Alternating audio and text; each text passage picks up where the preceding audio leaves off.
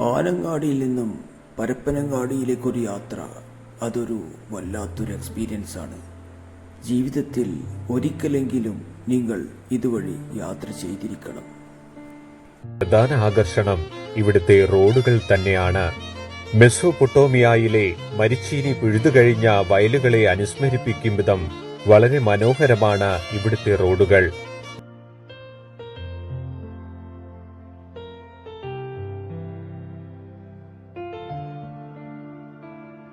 കൃഷിക്ക് അനുയോജ്യമായ നല്ല വളക്കൂറുള്ള മണ്ണായതിനാൽ നാട്ടുകാർ ചില സ്ഥലങ്ങളിൽ നല്ല ഇനം വാഴകളും നെല്ലും നട്ടുവളർത്തുന്നു.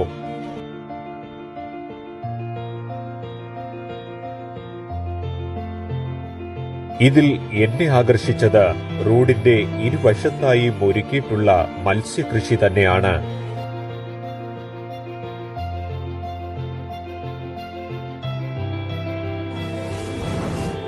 താറാവ് വളർത്തുന്നവർക്ക് ഏറ്റവും അനുയോജ്യം റോഡിലെ മഴവെള്ള സംഭരണികൾ തന്നെയാണ്.